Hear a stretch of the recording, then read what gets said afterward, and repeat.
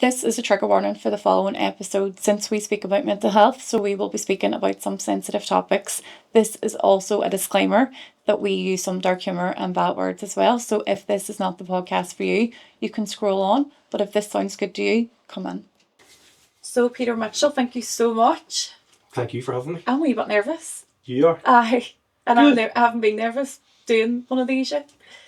I'm scary, am I? You're very scary. I apologise. Terrified of you. I apologise. For anyone that doesn't know who you are, give us a wee quick intro on who you are. Under pressure straight away. I'm Peter Mitchell. I'm originally from Limavady. So obviously we're sitting here so people won't see, but I am a paraplegic. I use a wheelchair day to day. But yeah, I wasn't born with a disability. As a kid I always wanted to be a footballer, and I got that opportunity as a young boy, and unfortunately 3 years into my career over in England, I was in a car crash.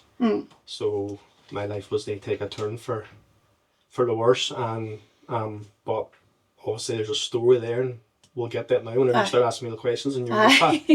She's trying to hide the wee notes, but I see them. They're highlighting everything because You're okay. I wear glasses, so I need them. But you signed for Leeds United when you were only 16. Is that right? Yeah. For 3 years? 4. And you were third year in? Yeah. So when you were playing football for Leeds, how was your mental health and all then? Like, what was life like for you as a young footballer living over there? I was never asked that question before. What was my mental health like over there? Yeah, I was living the dream. I was living the dream. From no age, I wanted to be a footballer. My granda played local football. He was a youth international, so I grew up listening to my granda's stories. Aye. And my granda was a right back, so I was no constants. That's where I ended up playing. My granda was my hero. I wanted to be like my granda, so I grew up playing his position, wanting to be him, hearing his stories, and at 14 years of age, I started to get interest from England, and Leeds offered me a 4-year contract at 15. Brilliant. I agreed to sign. I was in 5th year in school, so I agreed to sign for Leeds, and I moved over. That summer, I was 16. I turned 16 in April. Right. I moved over in July, and like I said, over there, I was every boy's dream. I was a footballer. We were living in the academy. We were getting up in the mornings. You were going for your breakfast. We were living in the training ground. So Premier League football, Leeds United players were coming in every day, and we were staying all day and all night. We lived there. So the main men were coming in. We were getting breakfast with them. We were getting lunch with them. We had dinner with them. It was just with them and everything. It was like one big family. Yeah, it was one big family. And like I said, my mental health then was, there was no such thing as mental health. You know what I mean? This was in 2002. But like I said, I was living my dream, so I was as happy could be. Yeah. So the accident that we're going to talk about now happened in Leeds while you were living there. So you were 19, is that right? 18. So you were only 18. 18. Talk about that day then leading up to the accident. I'm sure it started like any other day. Yeah. I remember that weekend. Right. That weekend, I was only 2 weeks back. In Leeds, the football season always finishes in May, and we went home. You go home for 6 weeks, 6 8 weeks, and back again in July. So I went back at the start of July, and it was the 21st of July. But I remember that weekend because I was 18 years of age. I was an under 19 player, but our under 19s were up in Scotland at a pre-season tournament. But it was the World Cup that year, and Leeds' first team, England were in the World Cup. Danny Mills was away with England. Gary Kelly was away with Ireland. They were both in the World Cup, and they were both the right backs. So there was no right backs in training, so I stayed behind. They trained with the first team. Right. They trained with the reserves. So the boys were way up in Scotland in a tournament, and I stayed behind the training. So that Saturday morning, I'm training with the first team. Right. And I'm absolutely loving it. This is wow. 18 years of age. This is amazing. Sunday.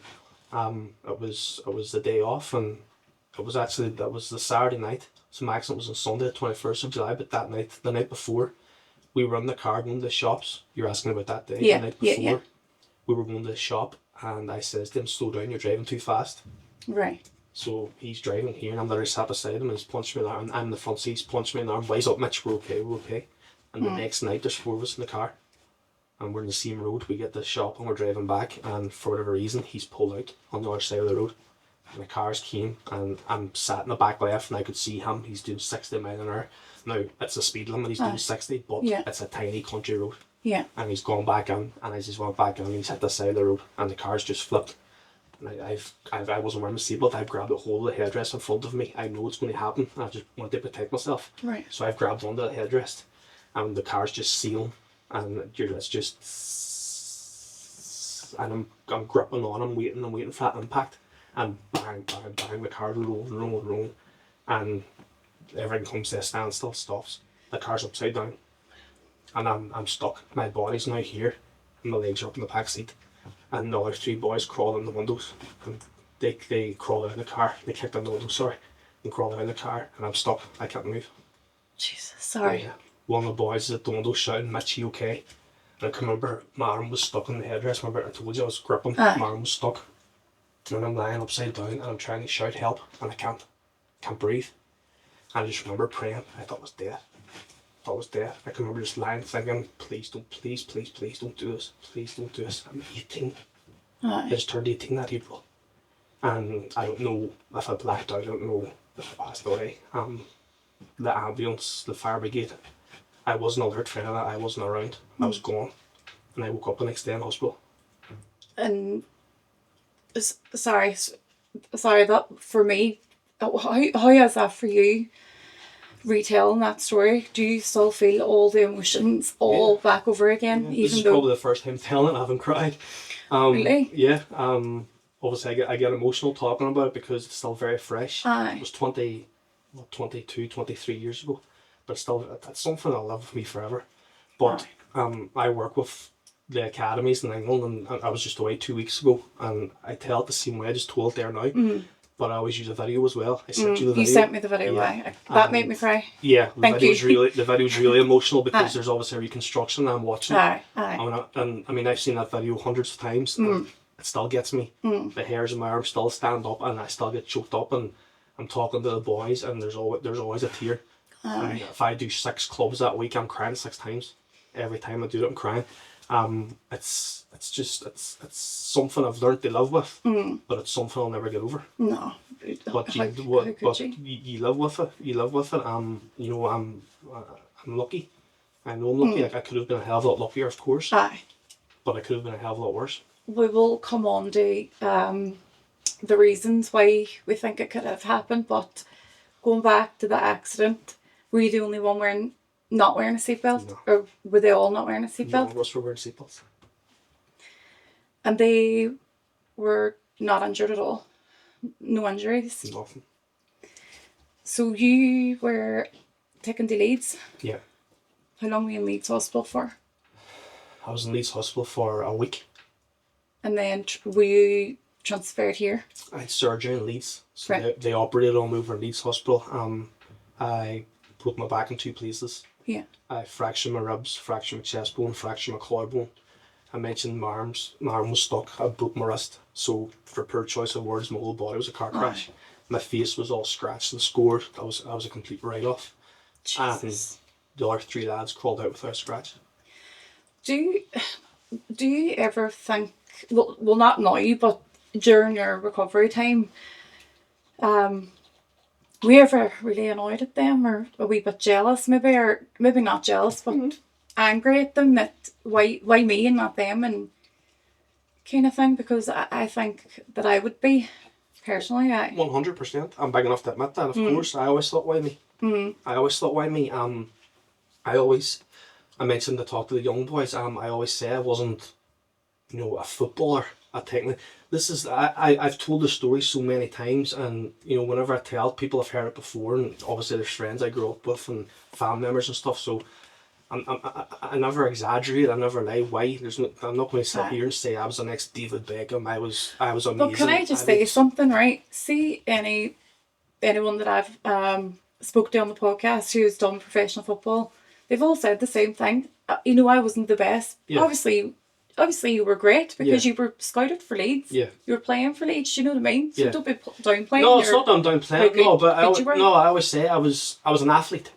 You know, Right. I was fit, I was You just fast, didn't I was stop. strong. I loved, I just loved that competitiveness of football where I had that fire in my belly, I had that bite, I loved to tackle, I loved to get stuck in. Where obviously there's, especially in Derry, boys grow up, they're technically gifted footballers, they're Aye. footballers, they're nice on the ball. That wasn't me, and that's fine. That You wasn't were my just, game. a dirty- I was no, it wasn't dirty- dirty. wee No, dirty I wasn't player. dirty. No, but I played in the right hand side, so I had the attributes that I needed to play the game I wanted to play. Like I said, my granda was a right back, so I knew what I had to do. Aye. So I was fast. I was up and down the line, and whenever I was defending, I knew how to defend. I knew how to get stuck in. Aye. That was my game, but it set me up well for my accident because, like I said, I had that fire in my belly, and you know, you asked me that question.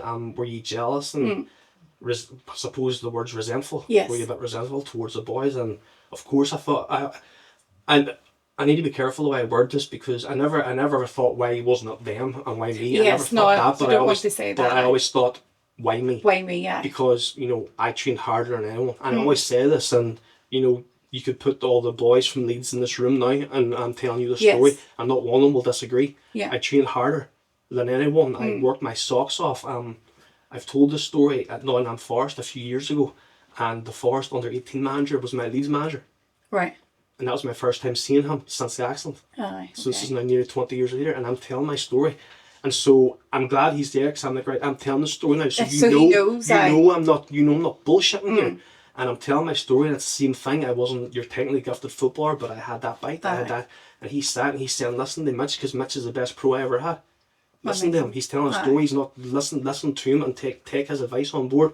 Make the most of your opportunity now, because whether you're 18 and you're losing your career, or you're getting released, whatever it may be, or whether you go on and have the career you dream of and you retire 36, 37, you're still a young man. Aye. It's a very, very short career. Yeah. And people don't realise that. So whenever I tell my story to the young pros, that's what it is. It's just make the most of your opportunity and don't have regrets, because I'm fortunate that I trained every training session. I trained like it was my last session. Every match I played like it was my last football match. I got stuck in. I made the most of my opportunity. That's what you call just pure passion. Yeah. Just pure passion. Football was my first love.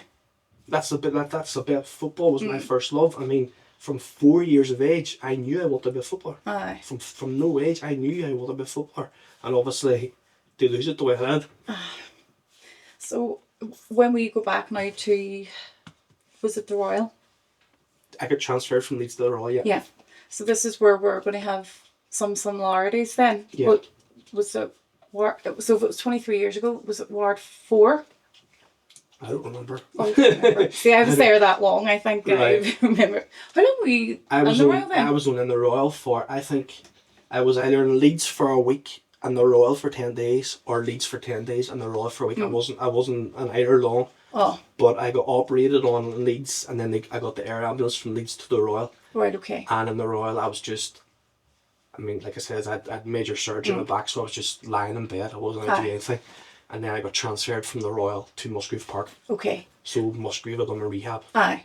So I was in the Royal for 6 weeks. Right.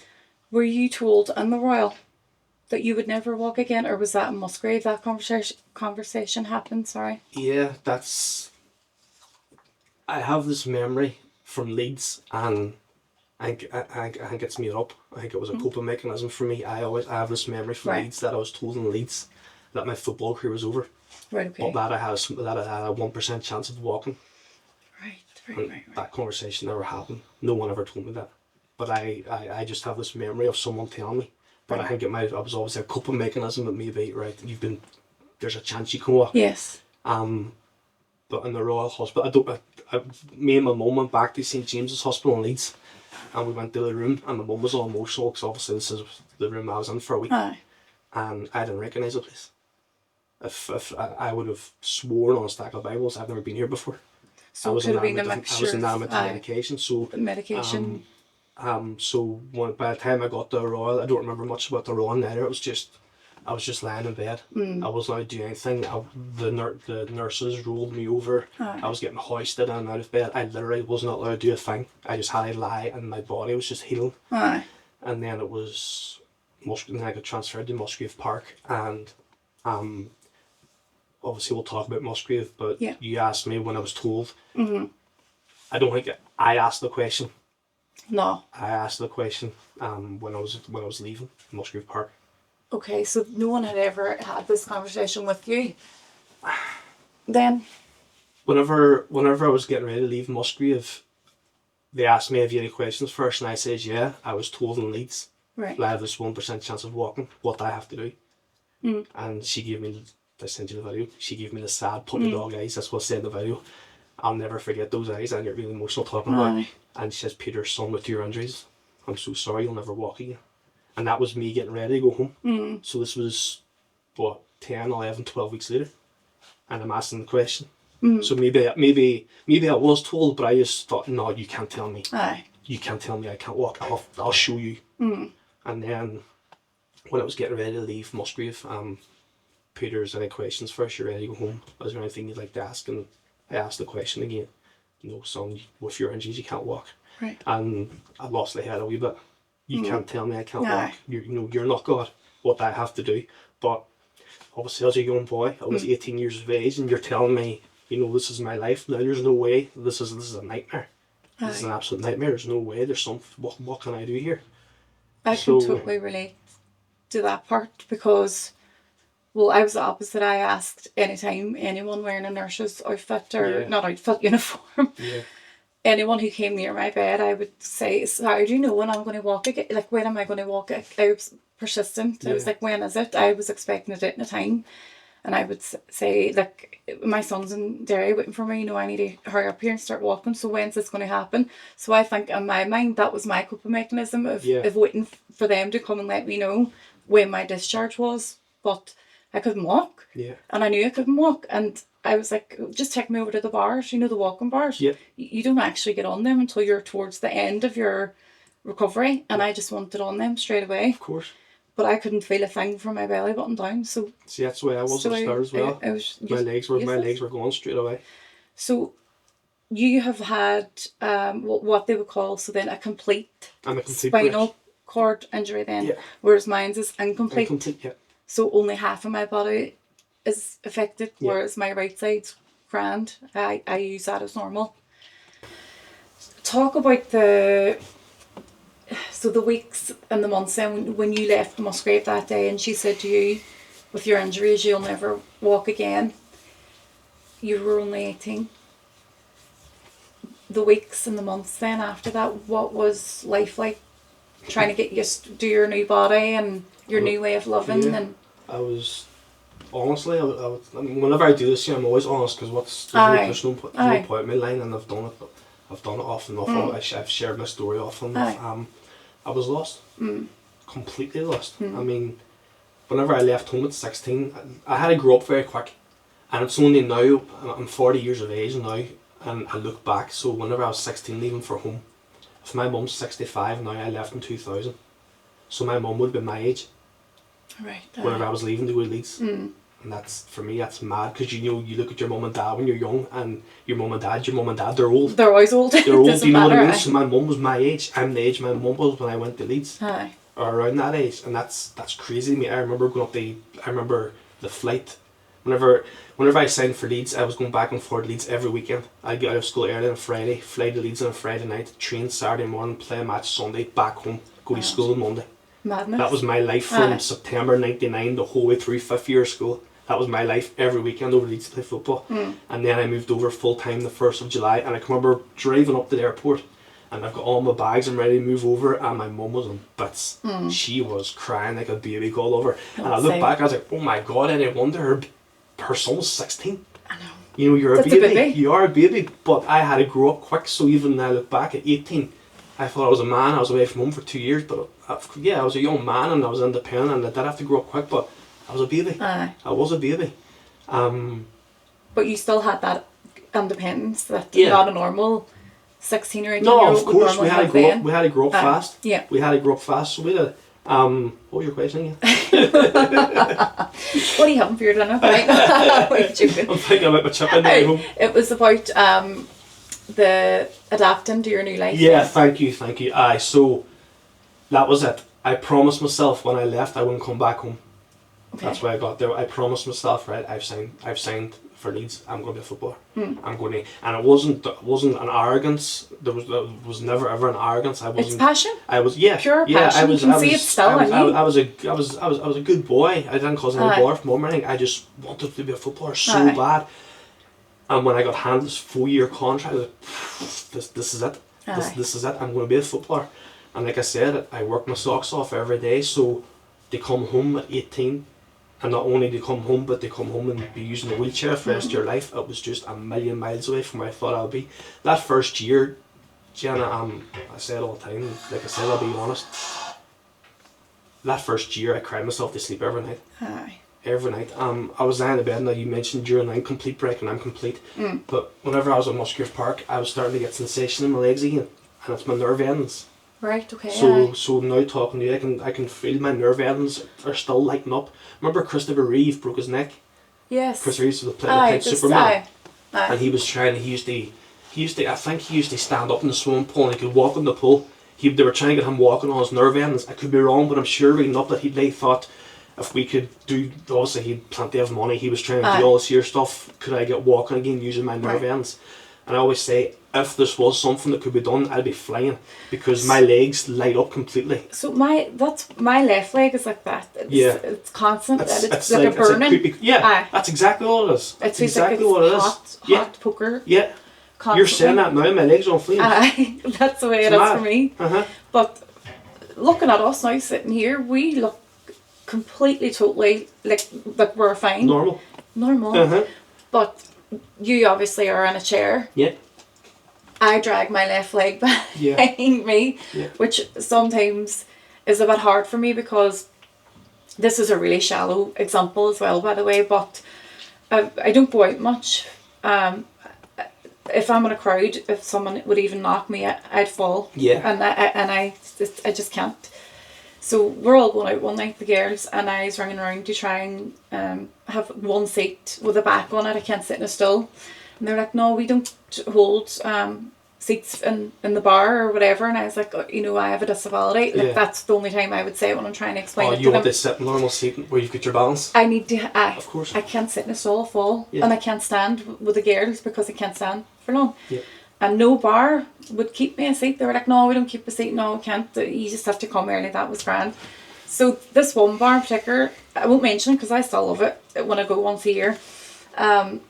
They said, no problem, we'll hold the seat. Just, come up the doorman. And I walked up and they were like, who's the fur? And I was like, oh, me. And they were like, wise up. Hardly. And I go, I know I have a spinal cord injury. I'll wise up, but never give me the seat. I know, and I had to go home because I couldn't. You went home? I had to go home. I couldn't stand. Like I can't stand. Do you know what I mean? That length of time, which is really frustrating because I am young and I think I'm young, fat and healthy on the outside, but on the inside, everything's not working. My bladder's not working. My blood's not working. My leg's not working.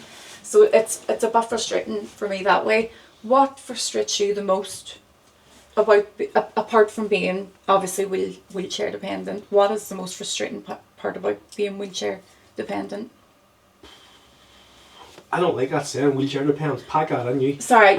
So this is good while you're here. Fine. If I'm saying anything wrong, correct me. No. But you're right. But it's just me because I mean we'll get there. I remember it's whenever I first started filming, and it was 6 different people, with 6 different disabilities, and they were saying, Peter's the most normal one. Okay. So Peter will get opportunities when he leaves here. Peter will get opportunities to go and do different things because he's normal. Right. Do you know what I mean? And so obviously, like you said, we're sitting here now, and people look at me and they'll think there's nothing wrong. Yeah. Because I wasn't born with a disability, so I look normal. So then when I go out in the chair, the most frustrating thing was, suppose it was always people maybe just approaching me and, are you okay? Aye. Open the door. Like you're a child. Open the door for me. Oh, do you need a hand? Will I carry your bags out the car? Oh, do you need this here? Oh, I'll take your drink down to your table.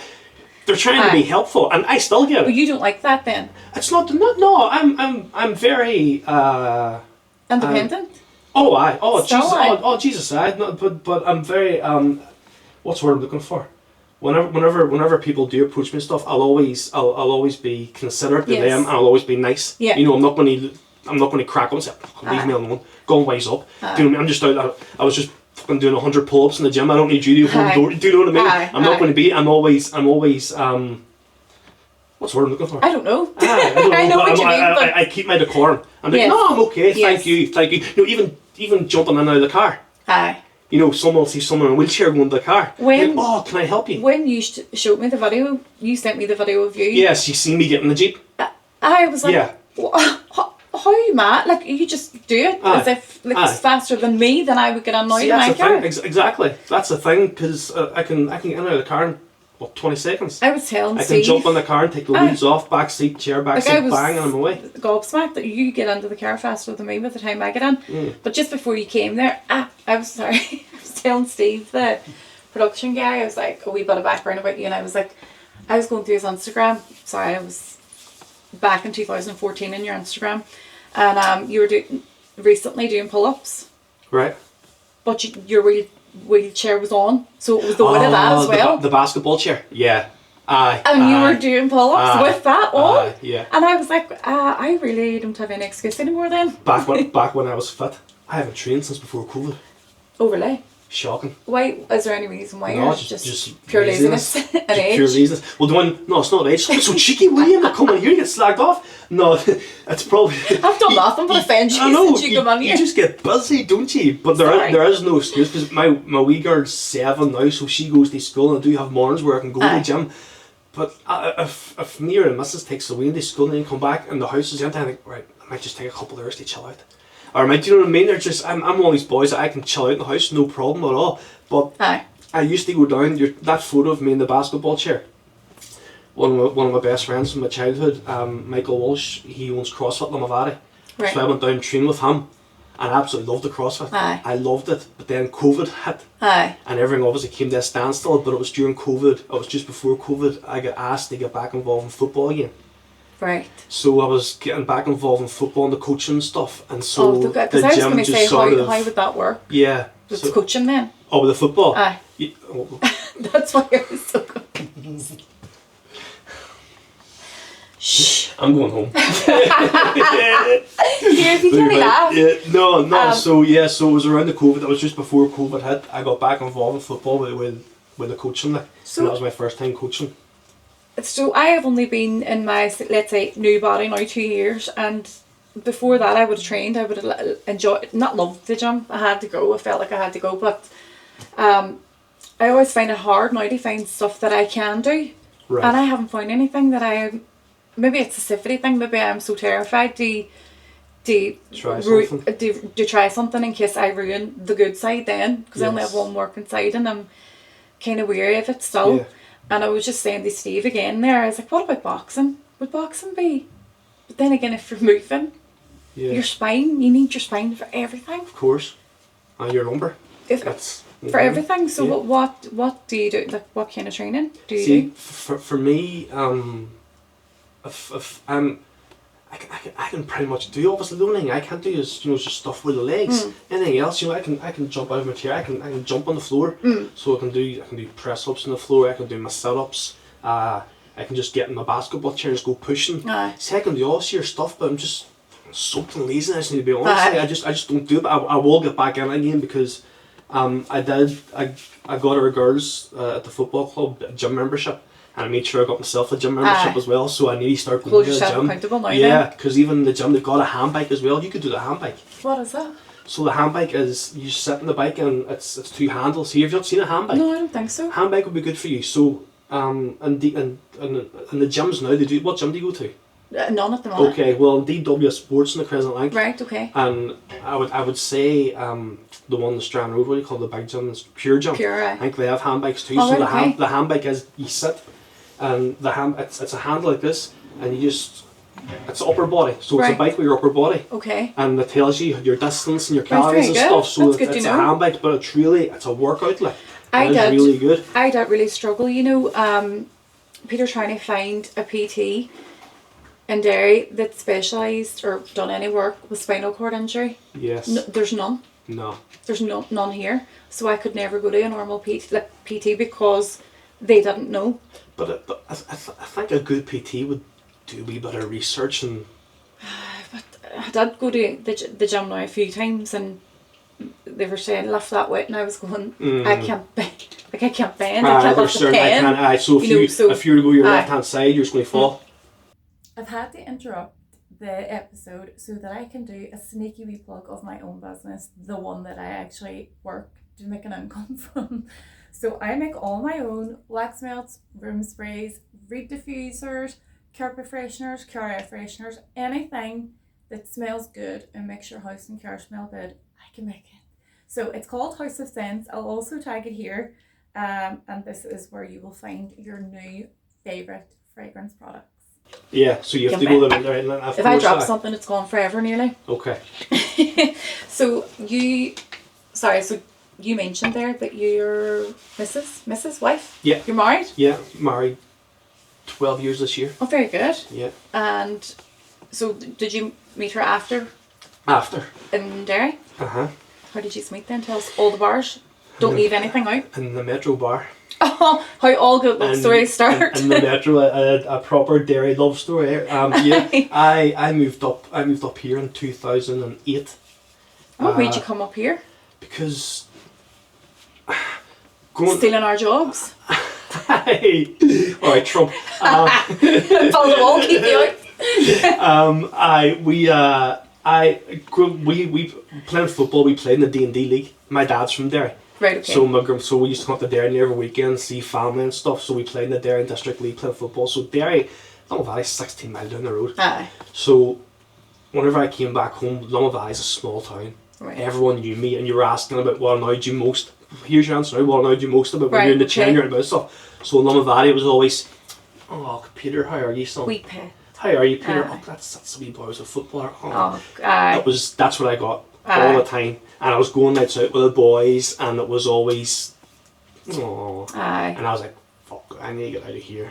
But you know, people sometimes get, so people don't know how to interact with people with disabilities. I know you don't like that word, but people don't know how to act around them sometimes. So they would just go, or sometimes they would ignore you actually as well, because you don't know what to say. Because Long Valley was such a small town, and you were so well known. Yeah, everyone. I was obviously the footballer. The guy was out playing football, and I came back home and I'd be going nights out and stuff, and it was just, I was like, I just knew very early on, I need to get out of here. I need to get out of here. So once the time came, I knew I was going to go to Derry, because I knew it was far enough away where I could go and start a new life, but it's also close enough to home. So you could just scoot back. Where it's just I can scoot down the road and I can see family and friends, or won't they come up and see me. So, but it was the best thing I ever done. I moved to Derry, and I was in Derry 6 months, and I met Brenda. Brilliant. I was going out, I was playing the basketball then, and the basketball, I used to fly home on a Thursday night. Well, not say fly home, because I was in a car crash, so I drove home doing the speed limit on a Thursday night. I'll get back home. With your seatbelt on? 1,000,000% the seatbelt on. Yeah. I'd get back home, so we used to train Thursday nights 6 o'clock to 8 o'clock up in Antrim. And then I would drive back home. I'd be back home in Derry for about 9:20, 9:30. By the time you finish training, seeing the boys and stuff, then drive home.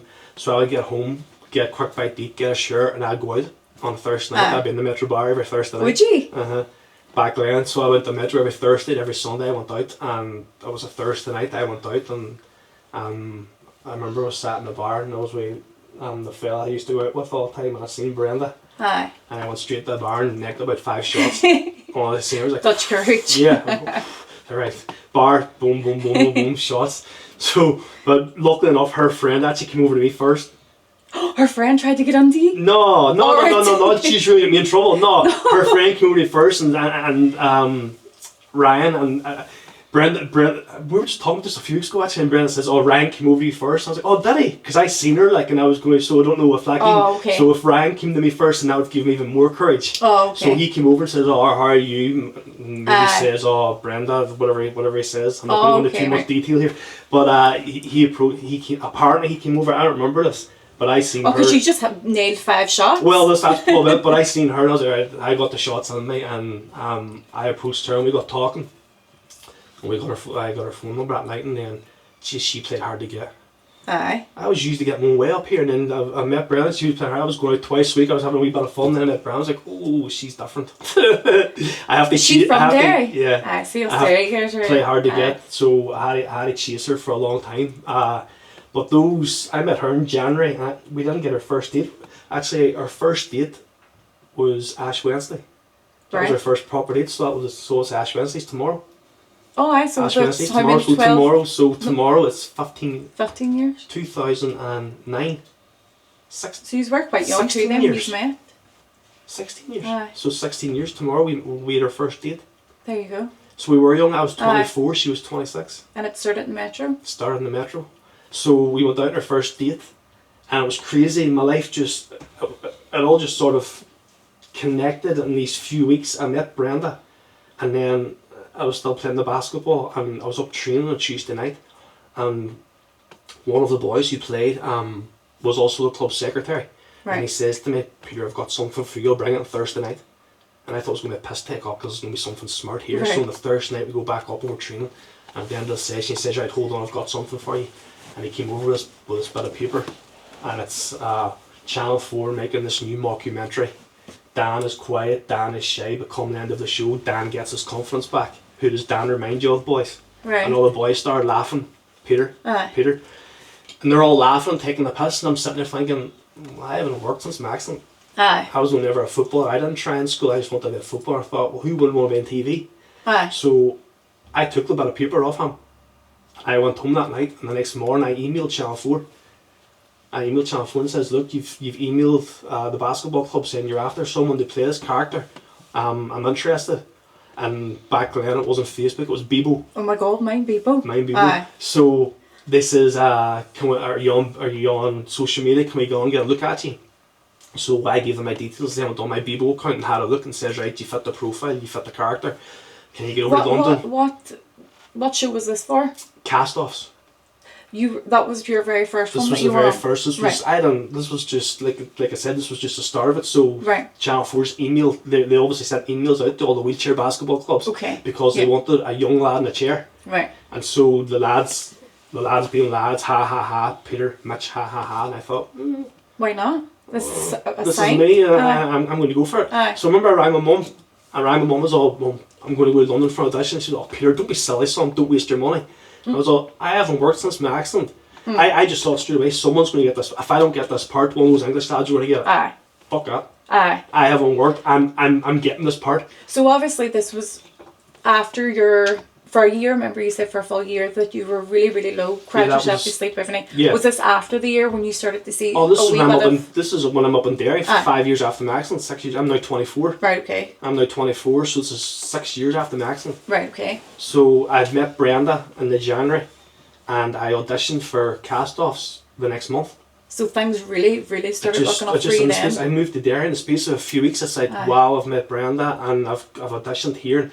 I'll never forget, I went in for the audition, and it was a room like this, and there was a big glass booth in the middle of the room, and the camera's in the middle. So I went in, and there's a row of boys in wheelchairs in front of me. We're all auditioning for Dan.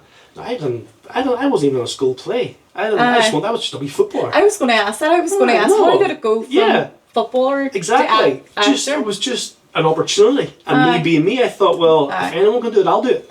So I go into this room, and there's a line of lads going in and out. They're in 3-4 months. They've got 2 scenes, doing it out. I go in, I'm in the room for an hour. I'm in there for an hour. I've done the 2 scenes. Like, oh my god, wow, thank you for coming. Who's your agent? What have you done? And I'm like, he's taking the piss. Taking the piss out of the wee Paddy from there. You know what I mean? Like, I thought they were taking the hand. They're all, no, that was amazing. What have you done? And I'm like, no, look, I've never acted before, and this isn't.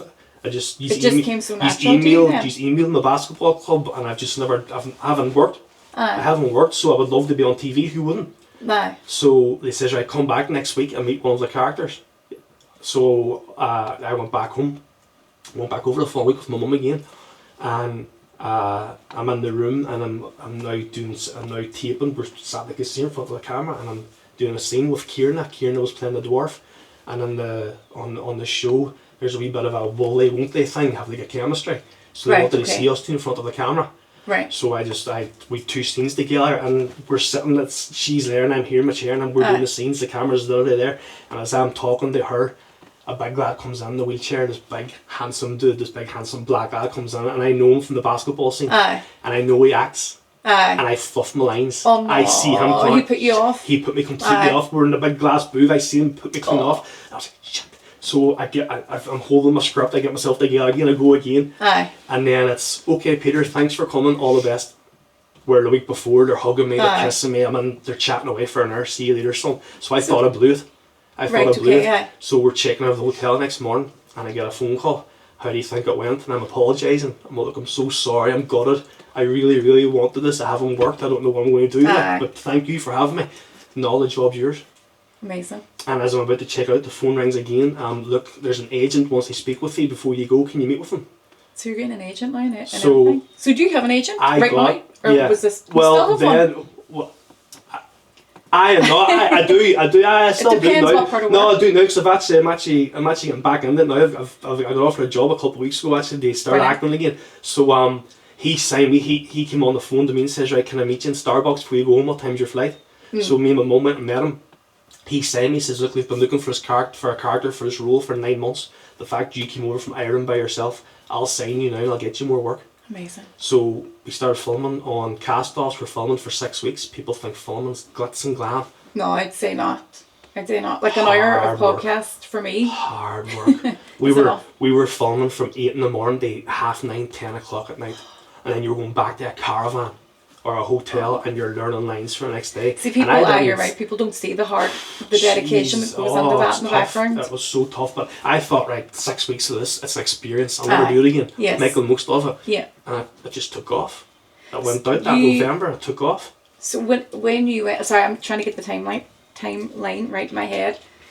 You went into Hollyoaks then. Mm-hmm. That's how you're probably most recognised, is it? Oh, what was your name? Dan? Aye. Was it Dan? Dan. Right. No, I was Dan. I was Dan in Cast-Offs. You don't even know your own role. I was Dan in Cast-Offs. I was Pete in Hollyoaks. Oh, so Peter? Pete makes sense. Right, they call me Pete in Hollyoaks. And I remember you now because my sister was obsessed with Hollyoaks and with you. But you were were you bad? Was your character bad boy? Aye, there was a thing there. There was a backstory there. Right. See, whenever I got offered the Hollyoaks job, there was this big backstory plan, and like Brendan Brady back then was the main man on soaps. He was getting best actor in the whole at the soap awards, so he was in Hollyoaks. So you're like, see, I'm going to take your spot. No, he was Scan. Me and Scan got on great, but he's from Dublin, so I was coming in as part of his backstory. Oh, okay, right. And it's these two boys have a backstory. Brendan's a bad boy. Now you're in the chair. No one knows why you're in the chair, but we're going to bring this out, and you've got history. Aye. So I was in. He was a head teacher in the high school. Aye. Like I was only 25, playing as head teacher, 26. But there was a side to him where people were thinking, "Oh, this boy."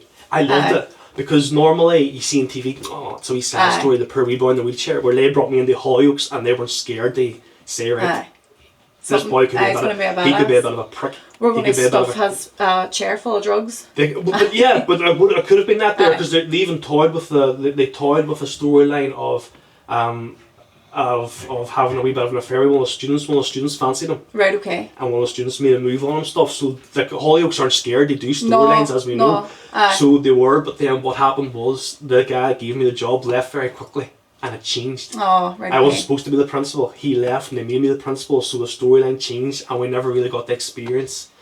Because the whole thing was, whenever I first went in, we were going to come back to Ireland and we're going to do filming and they're going to show what happened between Pete and Brendan Brady. Aye. And the storyline was going to be that Brendan Brady made a move on him because Brendan was in the closet. His family didn't know he was in the closet. The storyline was going to be he made a move on me, I rejected him. I was not expecting that. And we got in a car crash. Oh. So that's how my character ended up in the wheelchair. Right. But then it all changed because the man left and so the storyline changed. So it was Hollyoaks. I was there for 9 months. It was an unbelievable experience. So were you with Brenda when you were in Hollyoaks? Yeah, me and Brenda Brenda just lost her daddy just as I got offered that job. And I was getting ready to move and we were going to move over together. Okay. And I wanted her to go with me in Liverpool. She just lost her daddy and then I just got a wee bit were we going, were we not going? And unfortunately, it just the two of us, I had to go away to work, and so we sort of went our separate ways for a while, and then we got back then fairly quickly. We got back, and I got to the stage then where Brenda was coming back and forward to me, and I was coming back home, and I sat down with the producer of Hollyoaks after 9 months, and he says, right, your storyline, it's getting a wee bit quiet now, but you're going to get a big storyline back. And I says, look, I'll be honest with you, my girlfriend's back home, I've got a house back home and stuff. I've thoroughly enjoyed it, but I'm going to go back home. I'll go back home and see what happens. Like, I was, you know what I mean? We were just getting back together again and stuff, so I came back home, and first thing I came back, and Brenda moved in with me straight away. So we moved in together, and that was it. We were first starting in life. We got engaged the following year. Lovely. We went away. I took her to Dubai the following year, and we got engaged. You have a wee girl? What age is she? She's just turned 7. So I'm roughly about the same age as my wee boy now. So how has becoming a daddy changed you? I suppose your wee girl doesn't really know you in any other way now. Of course not. Whereas my wee boy does. Of course. He says to me, why can't you run anymore? And I miss you running and mummy swimming and my God. But playing your heartstrings. But sure, I'm walking, do you know what I mean? I'm able to walk with him, and I explain that to him as well. But he is very, very protective of me. Like, that's overly cute. Protective. He's so cute. He's like, but sometimes as well, if I like move something, I'll go, my back. They'll go, Mummy, wise up, you broke your back 2 years ago, get over it. And I'd be like, I will never get over it. I wish I could. So sorry, back to your weekend now then. So you became a daddy. How did life change for you then, becoming a daddy? For the first time, it all made sense. Aye. It just made sense. So I suppose I never asked a man this question, do men think about having babies? Do you know what I mean? You know the way women be like, okay, I want to have a baby. Are they broody? Sorry. Do men get broody? I've never asked. I was. I can remember I mentioned that first year. I can remember lying in bed and I mentioned crying myself to sleep every night. Aye. And there was never a light bulb moment with me where I thought, oh, yeah, this is... But I can remember lying thinking it's happened for a reason. I remember telling myself, maybe you're supposed to be home, you're supposed to meet the girl, you're supposed to have a family. It's happened for a reason. Yes. And even with me and Brenda, we were trying for... we came back home, moved in together straight away.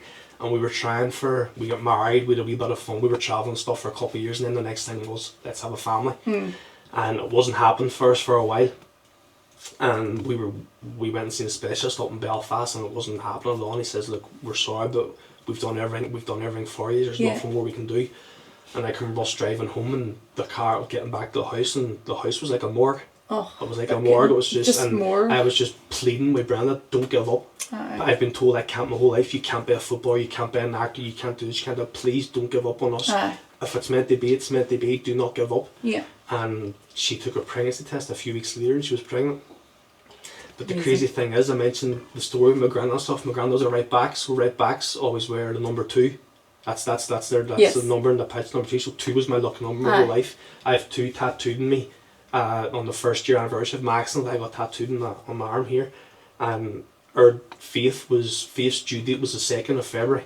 No, sorry, we were told on the 2nd of February that Brenda was going in for a C-section on the 22nd of February. Oh my God. All the twos. And Brenda was to go first in that day, and I'll never forget it. We were in a shop buying a bloody lamp. She was about to pop and she was looking for this lamp for the house. So Faith has a twin. Faith has a twin, it's a lamp. We got the lamp the same day we were her, so we were the lamp's still in the house actually, I think. So we were to go first in that day for Brenda to get a C-section, and we got a phone call, look, there's been an emergency C-section here. We're going to bring in second that day. And I can remember we went down, Brenda was lying in the bed. She was great. She'd no bother at all. She flew through her pregnancy. She was amazing. And we were sitting. I was looking at the clock, and I was saying there. I was saying, where do you see Louine's going to come at 2 o'clock? She's there. You stop going on with the bloody 2s. Never worry about the 2s. As long as my baby's fit, as long as my baby's healthy, stop going on with 2s. And lo and behold, we went in, and I'm pacing up and down the corridor. Brenda's in getting ready, and I go in there, and I'm at her head, and baby Faith's born, and the nurse texts her, and all I hear is baby Mitchell born 2 minutes past 2 on the 22nd of February. No way. I swear to God, 2 minutes past 2 on the 22nd. That is unreal. And she was born. Now Brenda's mommy's very religious, and her mommy phoned over, and that day was the chair of St. Peter. It's nuts, like. Do you ever feel that this happened to you for a reason. Yeah. 1,000,000%. And do you know what the reason is now then? When I was in the Royal in Belfast, one of the boys phoned me that was in a car crash with me. And he said, and the boys were all in bits too. Like, we were a family. Aye. And like, whenever I moved over there was 20 odd of us between the 18s and 17s all living in the academy. And the boy, one of the lads that was in the car, he says, Mitch, we used to have a priest that came into us because there was a lot of Irish lads at Leeds, and the priest always came in. He was a big Leeds fan, so he always liked to come in and see all the boys. And with so many Irish lads in there, obviously he would speak to us, quite a few Catholics and stuff. So he was a Catholic priest, so he would come in all the time. But the lad said to me on the phone, Mitch, Father Stephen was in, and he says it happened to you for a reason. He said, you're strong enough. You could handle it. You're strong enough. You can handle it, and he was right. He was right, and yeah, I always say whenever I'm doing the talks with the academy boys, I always finish off with saying, if I was given the opportunity to go back to 2002, I was literally about to ask that. Would you get back in the car? I have to. Would you put your seatbelt on? No. You wouldn't change a thing now? I can't, because that accident made me. Do you know what I mean? Yeah. If that made me, I'm forward and it made me, I'm proud of who I am.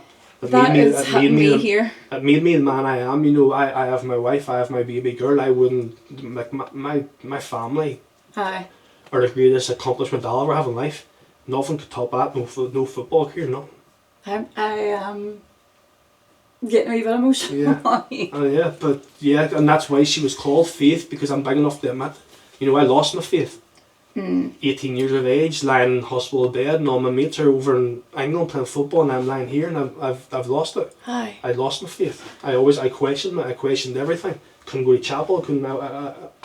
I was the opposite. You know, when I was in, I was begging God. I was making deals with him. Yeah. Morning and night, and I said, if you please let me walk. And I will do this for you. I will go to mass every Sunday, and I will pray to you every night. Like, it was a deal with God. And I remember when they said, it's unlikely, that's the word they use, unlikely you'll ever walk again.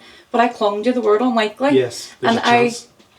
But they were still like, more or less, you can't, like. So when they went then, and I rung my mum and I says, Mummy, they're saying it's unlikely I'll ever walk again, expecting her to go, oh, they know nothing. Nah, you'll be what? And she goes, well, Jenna, you know what? There's a reason, and we don't know why. Yeah. Right now, because I was going through a horrific divorce at the time as well, so I was like, why me? Like, why? Double whammy. Why now? Like, you know, why this on top of everything? But now I know. Yeah. I know the reason why it had to happen. And like you as well, and that's why that caught me, because you wouldn't change where you are, and I wouldn't change where I am either. People are probably looking at us going, they're mad. Yeah. You know, they're off their heads. Yeah.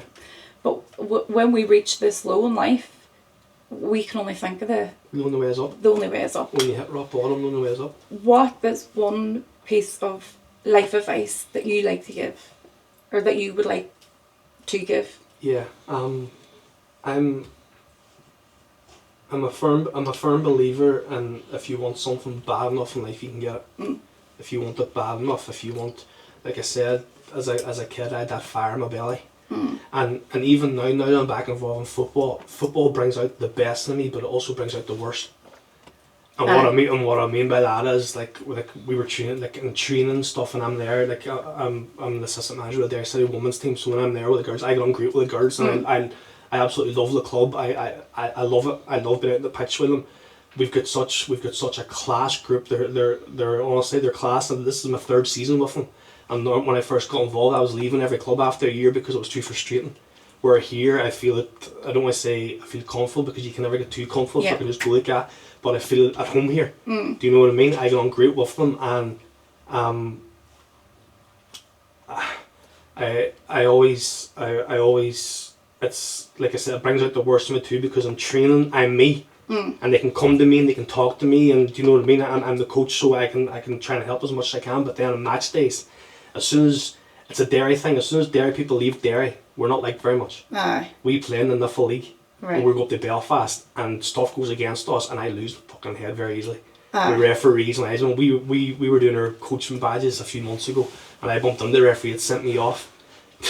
I bumped under her face, set me off, and then I says there, look, I wasn't sure if she was going to speak to me or not. What'd you do, uppercut her? No, well, the linesman says to me, if any more out from you, you'll be walking. And I just saw her red, and I'm like, you think you're fucking smart? He says to me, you'll be walking. And she came over and she sent me off, and she was all, and I was all, look, I'm sorry, but she was not, look, I understand you're an ex-player. You've got a passion for a sport. We all know you've got a passion for a sport. It's fine. So it brings out the best in me because of that competitiveness. I love that competitiveness and that drive, but it also brings out the worst because I can lose the head as well. But I'm just protecting them because we go away and it's just like the words. It's that siege mentality.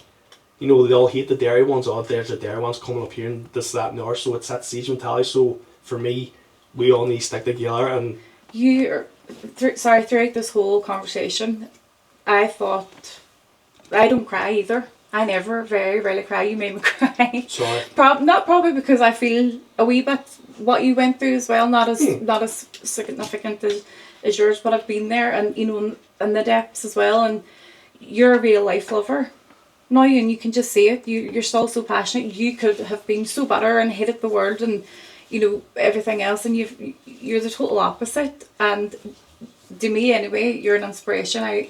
I'm going back to the gym now tomorrow. Because of you, you've made me feel. You've made me feel. I've always felt blessed and lucky. Anyway, I made a deal with God, and He helped me. So I've always felt lucky. But I appreciate you so much for coming on. I know you're so busy, and I know people really enjoy hearing your story as well, and how open and honest you've been. So thank you so much for coming on. No, it's been an honest pleasure. Thank you. Thank you. I enjoyed it. Thank you very much. Sorry for making you cry. My makeup's all red now. I never cry.